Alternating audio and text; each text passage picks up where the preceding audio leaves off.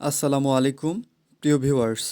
Bangla honours দ্বিতীয় বর্ষ suggestion Bangla সাহিত্যের ইতিহাস একের আজকের ক্লাসে বাংলা কেয়ার একাডেমি ইউটিউব চ্যানেলের পক্ষ থেকে আপনাদের স্বাগত জানাচ্ছি এবং শুরু করছি বাংলা অনার্স দ্বিতীয় বর্ষ বাংলা সাহিত্যের ইতিহাস এক পত্রের ক বিভাগ শেষ সময়ের সুনিশ্চিত শতভাগ কমন উপযুক্ত বিগত সাল এবং বোর্ড বই বিশ্লেষিত গুরুত্বপূর্ণ প্রশ্ন উত্তরের পর্ব এক। ডক্টর সুনীতি কুমার চট্টোপাধ্যায় বাংলা সাহিত্যের যুগ বিভাগ করেছেন 5টি খণ্ডে। সুনীতি কুমার চট্টোপাধ্যায়ের মতে চর্যাপদের রচনাকাল সীমা 950 থেকে 1200 সাল। সুনীতি কুমার চট্টোপাধ্যায়ের মতে চর্যাপদের রচনাকাল সীমা 950 থেকে 1200 সাল। ওডিবিএলের পুনরূপ the origin and development of the Bengali language. Doctor Suniti Kumar Chattopadhyay ODBL গ্রন্থে পুঁথিগুলোর ভাষাতাত্ত্বিক বৈশিষ্ট্য তুলে ধরেছেন। ডক্টর সুনীতি কুমার চট্টোপাধ্যায়। ডক্টর মোহাম্মদ শহীদুল্লাহর মতানুসারে বাংলা সাহিত্যের সূচনাকাল 650 খ্রিস্টাব্দ। চর্যাপদের ভাষা যে বাংলা তা প্রমাণ করেছেন ডক্টর মোহাম্মদ শহীদুল্লাহ ও ডক্টর সুনীতি কুমার চট্টোপাধ্যায়। ডক্টর মোহাম্মদ শহীদুল্লাহ লুই পাককে চর্যাপদের প্রথম কবি হিসেবে প্রমাণ করেছেন। ডক্টর মোহাম্মদ শহীদুল্লাহর মতে চণ্ডীদাস 4 জন। ডক্টর মোহাম্মদ শহীদুল্লাহ সম্পাদিত চর্যাপদ সম্পর্কিত গ্রন্থ বুদ্ধিস্ট মাইস্টিক সংস। হরপ্রসাদ শাস্ত্রী উপাধি মহামহোপাধ্যায়। চর্যাপদ আবিষ্কার করেন মহামহোপাধ্যায় হরপ্রসাদ শাস্ত্রী 1907 সালে নেপালের রয়্যাল লাইব্রেরি থেকে। রাজা রাজেন্দ্রলাল মিত্র সংস্কৃত বুদ্ধিস্ট লিটারেচার ইন নেপাল গ্রন্থে বৌদ্ধতান্ত্রিক সাহিত্যের কথা প্রকাশ করেন। রাজা রাজেন্দ্রলাল মিত্র প্রথম সংস্কৃত বুদ্ধিস্ট লিটারেচার ইন নেপাল গ্রন্থে বৌদ্ধতান্ত্রিক সাহিত্যের কথা প্রকাশ করেন এবং সেই গ্রন্থ অনুসরণ করে মহামহোপাধ্যায় হরপ্রসাদ শাস্ত্রী একাধিকবার নেপালে গমন করেন এবং সেখান থেকে তিনি বাংলা সাহিত্যের প্রাচীন নিদর্শন চর্যাপদ আবিষ্কার করেন। চর্যা শব্দের অর্থ আচরণ। চর্যাপদের তিব্বতী অনুবাদ করেন ডক্টর প্রবোধচন্দ্র বাগচি। মুনিদত্ত ছিলেন চর্যাপদের একজন টিকাকার। চর্যার মাধ্যমে ফুটে উঠেছে সে সময়ের জীবনযাত্রার নানা আচার ব্যবহার, রীতিনীতি, জীবিকা ইত্যাদি বিষয়। চর্যাপদ প্রথমে 1000 বছরের পুরাণ বাংলা ভাষার বৌদ্ধ গান ও দোহা নামে প্রকাশিত হয়েছিল। চর্যাপদ মাত্রাবৃত্ত ছন্দে রচিত। খুব গুরুত্বপূর্ণ। চর্যাপদ কোন ছন্দে রচিত? চর্যাপদ মাত্রাবৃত্ত ছন্দে রচিত। চর্যাপদগুলো সান্ধ্য বা সন্ধ্যা ভাষায় রচিত। চর্যাপদ বৌদ্ধ সহজিয়া সম্প্রদায়ের সাধন সঙ্গীত। চর্যাপদ বৌদ্ধ সহজিয়া সম্প্রদায়ের সাধন সঙ্গীত। চর্যাপদের পদকর্তা ডক্টর মোহাম্মদ শহীদুল্লাহর মতে 23 জন এবং ডক্টর সুকুমার সেনের মতে 24 জন। হরপ্রসাদ শাস্ত্রী কর্তৃক আবিষ্কৃত চর্যার পুঁথিতে মোট 46.5টি পদ পাওয়া গেছে। 3টি পদের নষ্ট অংশ পাওয়া গেছে এবং এই নষ্ট পদ 3টি হলো 24, 25 ও 48 সংখ্যক পদ। চর্যাপদের কবিরা 7ম শতকের। চর্যাপদের সর্বাধিক পদ রচয়িতা কাহনুপা এবং তার রচিত পদের সংখ্যা 13টি এবং দ্বিতীয় স্থানে রয়েছে ভুসুকুপা, তার রচিত পদের সংখ্যা 8টি। চর্যাপদের একমাত্র মহিলা কবি কুক্কুরিপা।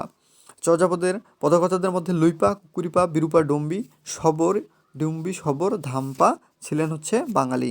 প্রশ্ন আসতে পারে চর্যাপদের মধ্যে বাঙালি পদকর্তা কারা? যে চর্যাপদের পদকর্তাদের মধ্যে লুইপা, কুক্কুরিপা, বিরূপা, ডম্বি, শবর ও ধাম্পা ছিলেন বাঙালি। গঙ্গা যমুনা নদীর নাম উল্লেখ আছে 14 নং চর্যায়। যথা বলা হয় গঙ্গা যমুনা মাঝেরে বহই নাই। চর্যাপদে ডম্বির বাস নগরের বাহিরে। আপনা মাংসে হরিণা বৈরী, এটি চর্যার 6 নং পদের একটি প্রবাদ।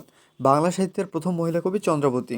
অধ্যায় 2 মধ্যযুগ 1201 থেকে 1800 খ্রিস্টাব্দ পর্যন্ত। অন্ধকার যুগের কালসীমা উল্লেখ করো। বাংলা সাহিত্যে কথিত অন্ধকার যুগের কালসীমা 1201 থেকে 1350 খ্রিস্টাব্দ পর্যন্ত মোট 150 বছর। সবার উপর মানুষত্ব তাহার উপরে নাই উক্তি চণ্ডীদাসের। শূন্য পুরাণ কি? শূন্য পুরাণ হলো গদ্যপদ্য ভাষায় মিশ্রিত চম্পু কাব্য। শেখ সুবোধয়ার রচয়িতা কে?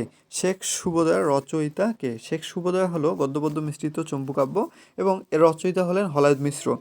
মধ্যযুগের শেষ কবি ভারতচন্দ্র রায়গুণাকর। মধ্যযুগের নাগরিক কবি বলা হয় ভারতচন্দ্র রায়গুণাকরকে। মধ্যযুগের শ্রেষ্ঠ কবি কবিকঙ্কন মুকুন্দরাম চক্রবর্তী। অভিনব জয়দেব নামে খ্যাত মিথিলার কবি বিদ্যাপতি। মধ্যযুগের মুসলিম কবিরা সাধারণত রোমান্টিক প্রণয়োপাখ্যান জাতীয় সাহিত্য বেশি রচনা করেছিলেন। তাহলে মধ্যযুগে মুসলিম কবিরা সাধারণত কী ধরনের কাব্য বেশি রচনা করেছিলেন? মধ্যযুগের মুসলিম কবিরা সাধারণত রোমান্টিক প্রণয়োপাখ্যান জাতীয় কাব্য বেশি রচনা করেছিলেন। নাথ ধর্মের প্রতিষ্ঠাতা মীরনাথ সতী ময়না লোর চন্দ্রাণী গ্রন্থের রচয়িতা দৌলত কাজী। সতী ময়না লোর চন্দ্রাণী গ্রন্থের রচয়িতা দৌলত কাজী। সতী ময়না লোর চন্দ্রাণী গ্রন্থের রচয়িতা দৌলত কাজী। সুলতান রচিত দুটি কাব্যগ্রন্থের নাম হলো নবীবংশ এবং রসুল বিজয়। জঙ্গনামা কাব্যের লেখক ফকির গরিবুল্লাহ। বলা হয়ে থাকে জঙ্গনামা এক ধরনের যুদ্ধকাব্য। জঙ্গনামা হচ্ছে এক ধরনের যুদ্ধকাব্য। দৌলত উজির বাহরাম খান কোন বিদেশি কবির কাব্য থেকে লাইলি মজনু কাব্যটি অনুবাদ করেন? দৌলত উজির বাহরাম খান পার্সি কবি আব্দুর রহমান জামির কাব্য থেকে লাইলি মজনু কাব্যটি অনুবাদ করেন। মধ্যযুগের একজন বৈষ্ণব পদকর্তা হলেন চণ্ডীদাস। রোমান্টিক ধারার দুজন কবি হলেন আলাওল ও দৌলত উজির বাহরাম খান। আলাওল এবং দৌলত উজির বাহরাম খান। মধ্যযুগের প্রথম মঙ্গল কাব্যের নাম মনসা মঙ্গল কাব্য। মধ্যযুগের প্রথম মঙ্গল কাব্যের নাম মনসা মঙ্গল কাব্য। মধ্যযুগের প্রথম মঙ্গল কাব্যের নাম মনসা মঙ্গল কাব্য। মনসা মঙ্গল কাব্যের আদি কবি হলেন কানাহরি দত্ত। মনসা বিজয় বিপ্রদাস পিপিলাই এর রচনা। মনসা বিজয় কার রচনা? মনসা বিজয় বিপ্রদাস পিপিলাই এর রচনা।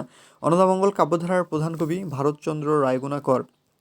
অন্নদামঙ্গল কাব্যধারার প্রধান কবি হলেন ভারতচন্দ্র রায়গুণাকর। ধর্মমঙ্গল কাব্যের আদি কবি ময়ূর ভট্ট।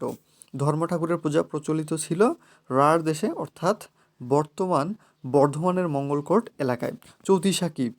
চৌতিসা হলো বিপন্ন নায়ক নায়িকা 34 অক্ষরে ইষ্ট দেবতার যে স্তব রচনা করে তাকে বলে চৌতিসা। ব্যঞ্জনবর্ণ ক থেকে হ পদের আদিতে প্রয়োগ করে চৌতিসা রচিত হতো। বারোমাসা কি? মঙ্গল কাব্যে নায়ক নায়িকার 12 মাসের দুঃখের বিবরণকে বারোমাসা বলে।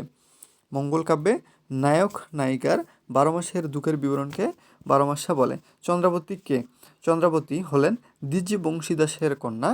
মধ্যযুগের বিশিষ্ট মহিলা কবি এবং রামায়ণের মহিলা অনুবাদক। রামায়ণের মহিলা অনুবাদক কেন বলছি? কারণ রামায়ণের আরও একজন অনুবাদক আছে আমরা জানি। এজন্য রামায়ণের মহিলা অনুবাদক হলেন চন্দ্রাবতী। তো ভিউয়ার্স, এই বাংলা সাহিত্যের ইতিহাস 1 পত্রের দ্বিতীয় অংশের পর্ব 2 কবিভাগের বাকি অর্ধেক সাজেশন সংক্ষিপ্ত প্রশ্ন উত্তর, অতি সংক্ষিপ্ত প্রশ্ন এবং উত্তর এর সাজেশন পর্বটি দ্বিতীয় পর্বে ভাগ করা হয়েছে। আপনারা সেই দ্বিতীয় পর্ব দেখতে চোখ রাখুন বাংলা কেয়ার একাডেমি ইউটিউব চ্যানেলে। ততক্ষণ পর্যন্ত ভালো থাকুন, সুস্থ থাকুন। আল্লাহ হাফেজ।